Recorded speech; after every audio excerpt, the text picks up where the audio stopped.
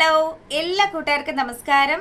Serial മാന്യ variety സ്റ്റോറീസിന്റെ ഏറ്റവും പുതിയൊരു വീഡിയോയിലേക്ക് എല്ലാ കൂട്ടുകാർക്കും സ്വാഗതം. ഞാൻ എത്തിയിരിക്കുന്നത് മാളികപ്പുറം സീരിയലിന്റെ ഈ വരുന്ന ഒരാഴ്ചയിലെ സൂപ്പർ ഹിറ്റ് പ്രമോ വിശേഷമൊക്കെ ആയിട്ടാണ്. നേരെ നമുക്ക് ആ കഥയിലേക്ക് പോയാലോ. അങ്ങനെതാ രക്ഷസിന്റെ അടുത്ത് വന്ന് ഉണ്ണിമോള് സംസാരിക്കുകയാണ്. അതെ മുത്തശ്ശന്റെ അടുത്ത് ഞാൻ മൂന്ന് ചോദ്യങ്ങളെ ചോദിച്ചുള്ളൂ. ആ 3 ചോദ്യത്തിനും മുത്തശ്ശൻ എന്തുകൊണ്ടാ മറുപടി പറയാത്തതെന്ന് ഉണ്ണിമോള് ചോദിക്കുമ്പം രക്ഷസിന് ദേഷ്യം വരികയാണ്. അതെ, ഇനിയും നേരം പുലരാൻ സമയമുണ്ട്. നേരം പുലരുന്നതിനുള്ളിൽ നിനക്കുള്ള ഉത്തരം ഞാൻ തന്നിരിക്കുമെന്നും പറഞ്ഞ് ഉണ്ണിമോളെ പറഞ്ഞയക്കാൻ തുടങ്ങുമ്പം ഉണ്ണിമോള് പറയുന്നുണ്ട്, ഇനി അതിന് അധികം സമയമില്ലല്ലോ, മുത്തശ്ശനൊന്ന് ആലോചിച്ച് നോക്കെന്ന് പറയുമ്പം അതെ ബാലിക, നീ ഞാൻ ആരാണ് എന്ന് മനസ്സിലാക്കാതെയാണ് എന്നോട് കളിക്കുന്നത്. ഞാൻ ആരാണെന്ന് നിന്നെ കാണിച്ചു തരട്ടെ എന്ന് ചോദിക്കുമ്പം ഉണ്ണിമോളാണെങ്കിലോ ഒരക്ഷരം പോലും മിണ്ടാതെ പുള്ളിക്കാരൻ പറയുന്നതൊക്കെ കേട്ട് അവിടെ നിൽക്കുകയാണ്. പെട്ടെന്ന് തന്നെ തൻ്റെ കൈവശം ഒരു വടി പ്രത്യക്ഷപ്പെടുത്തി രക്ഷസ് ആ വടി വെച്ച് ഉണ്ണിമോളെ തല്ലാൻ തുടങ്ങുമ്പം ഉണ്ണിമോളോട് ലംബുവും അതുപോലെ അയ്യപ്പസ്വാമിയും ഒക്കെ പറഞ്ഞു കൊടുത്തിട്ടുണ്ട്. എന്തൊക്കെ പ്രകോപനങ്ങൾ രക്ഷസിന്റെ ഭാഗത്ത് നിന്ന് എന്തൊക്കെ ഉപദ്രവങ്ങൾ ഉണ്ടായാലും ഉണ്ണിമോള് പതറാതെ അവിടെ നിൽക്കണമെന്നുള്ള കാര്യം. അതുകൊണ്ട് തന്നെ നമ്മുടെ ഉണ്ണിമോളാണെങ്കിൽ രക്ഷസിനെ ഒരു പേടിയും കൂടാതെ നേരിടാൻ തയ്യാറായി നിൽക്കുക.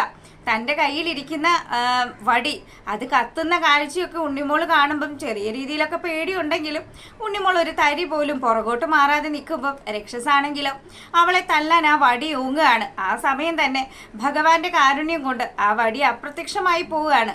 പെട്ടെന്ന് തന്നെ താൻ ആ ബാലിക അവൾ അറിവ് നേടാൻ വേണ്ടി വന്നതാണ്. അപ്പം അവളോട് താൻ ചെയ്ത തെറ്റിൻ്റെ ശിക്ഷയായിരിക്കും ഒരുപക്ഷെ തനിക്കിങ്ങനെ ഈ വടി അപ്രത്യക്ഷമായി പോയത് എന്നുള്ള രീതിയിലൊക്കെ രക്ഷസ് ഇങ്ങനെ പശ്ചാത്തപിച്ച് നിൽക്കുമ്പം എന്തായാലും കുട്ടി, നീ ഇപ്പം തിരികെ പോ.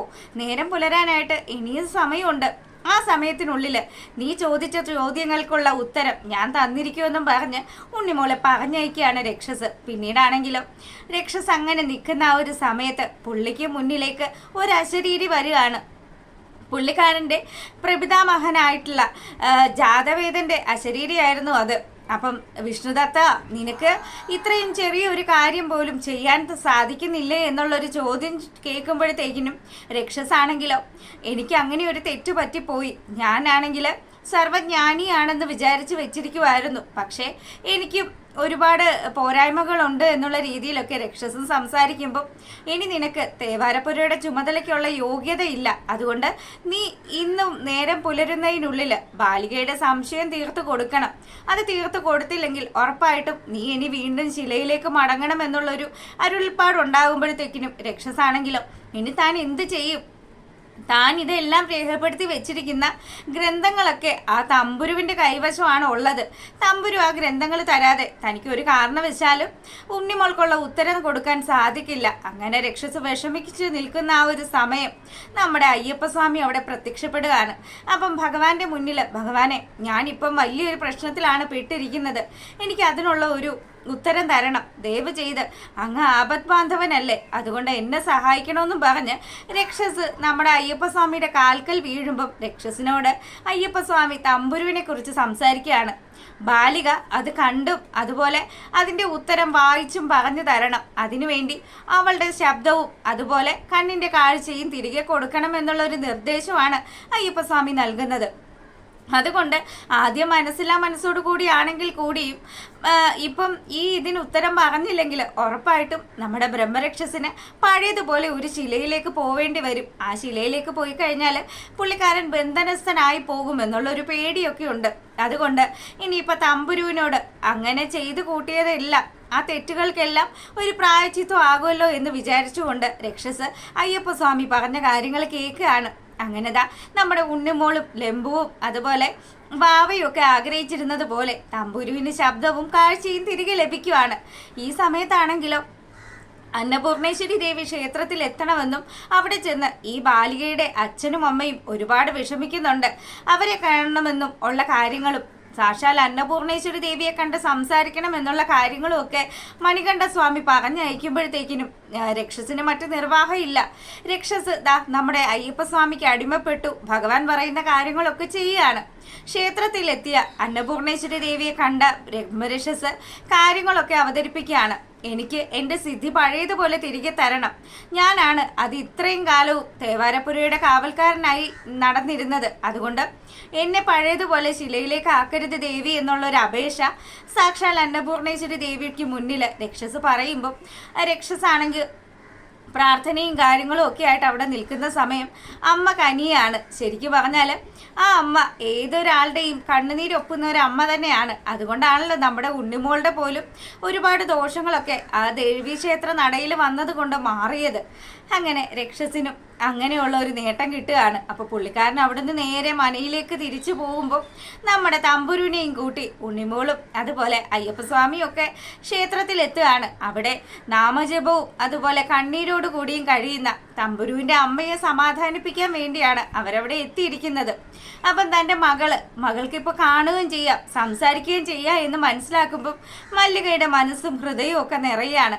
അന്നപൂർണേശ്വരി ദേവിയുടെയും അയ്യപ്പസ്വാമിയുടെയും കാരുണ്യം ഒന്നുകൊണ്ട് മാത്രമാണ് തൻ്റെ മകൾക്ക് ശബ്ദവും കാഴ്ചയും ഒക്കെ തിരികെ ലഭിച്ചത് എന്നുള്ളൊരു സന്തോഷത്തിൽ അവർ ഉണ്ണിമോളെയും വാഴ്ത്തുകയാണ്. തൻ്റെ മകളെ പഴയതുപോലെ തിരികെ തന്ന ഉണ്ണിമോൾക്ക് സമ്മാനം കൊടുക്കുകയാണ് രഘു. തൻ്റെ കൈവശം ഉണ്ടായിരുന്ന കുറച്ച് സ്വർണ്ണ നാണയങ്ങളാണ് അവൾക്ക് വേണ്ടി സമ്മാനമായിട്ട് കൊടുക്കുന്നത്. അപ്പോൾ ഉണ്ണിമോളാണെങ്കിലോ തനിക്കിത് വേണ്ട എന്നൊക്കെ പറയുന്നുണ്ടെങ്കിലും ഉണ്ണിമോൾ ഒരു ദൗത്യത്തിൻ്റെ പേരിലാണല്ലോ ഈ ക്ഷേത്രത്തിലേക്ക് വന്നത്.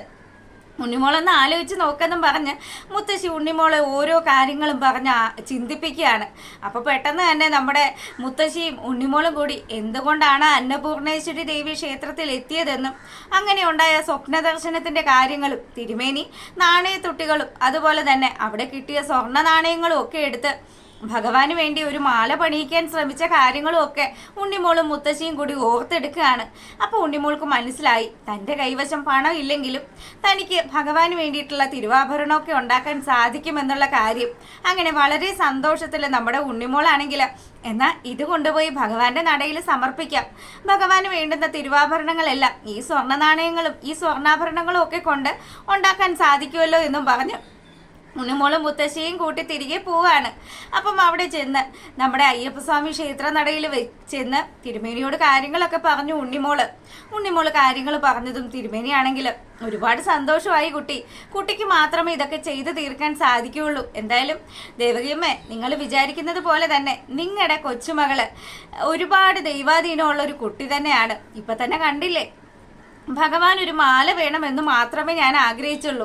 ആ മാലയ്ക്ക് പകരം ഭഗവാനെ സർവാഭരണ വിഭൂഷിതനായിട്ട് കാണാനുള്ളൊരു ഭാഗ്യം അത് നിങ്ങളുടെ കൊച്ചുമകൾ ഒരാളുള്ളത് കൊണ്ട് മാത്രമാണ് എനിക്ക് അതുപോലെയുള്ള ആയിരക്കണക്കിന് ഭക്തജനങ്ങൾക്കും കിട്ടാൻ പോകുന്നത് എന്നും പറഞ്ഞ് ഉണ്ണിമോളെയും മുത്തശ്ശിയെയും തിരുമേനി പുകഴ്ത്തുമ്പോൾ ഉണ്ണിമോളാണെങ്കിലും തനിക്ക് ഇതെല്ലാം ചെയ്തു തീർക്കാനായിട്ട് സാധിച്ചത് ഗിരിദേവന്റെയും വാവയുടെയും ലംബുവിൻ്റെയും ഒക്കെ സഹായം കൊണ്ടാണെന്നും അവരെ എല്ലാവരെയും ഞാൻ എപ്പോഴും ഓർക്കുമെന്നും ഒക്കെ പറഞ്ഞ് ഭഗവാന്റെ തിരുനടയിൽ ഈ സാധനങ്ങളൊക്കെ സമർപ്പിക്കുകയാണ്. അതിനുശേഷം തിരുമേനി പറയുന്നുണ്ട്, ഇനി ഈ ക്ഷേത്രത്തിൽ നടക്കാൻ പോകുന്ന ഉത്സവം ഭഗവാന്റെ തിരുവുത്സവത്തിന് ഈ ആഭരണങ്ങളൊക്കെ അണിഞ്ഞു വേണം ഭഗവാനെ കാണാനായിട്ട്. അതുകൊണ്ട് അതിന് വേണ്ടുന്ന പരിപാടികളൊക്കെ ഇപ്പൊ തന്നെ ചെയ്തു തുടങ്ങാമെന്നും പറഞ്ഞ് സംഘാടകരെയൊക്കെ ഇത് ഏൽപ്പിക്കുകയാണ്. ഉണ്ണിമോളിത മനസ്സും ഹൃദയവും ഒക്കെ നിറഞ്ഞു ഭഗവാന് നന്ദിയൊക്കെ പറഞ്ഞു അവിടുന്ന് പോകുന്നതായിട്ടാണ് നമ്മുടെ നെക്സ്റ്റ് വീക്ക് പ്രൊമോയിലുള്ളത്. അപ്പം ആരെങ്കിലും കൂട്ടുകാർ ആദ്യമായിട്ടാണ് കാണുന്നതെങ്കിൽ ഇഷ്ടപ്പെട്ടാൽ സബ്സ്ക്രൈബ് ചെയ്യുക. താങ്ക്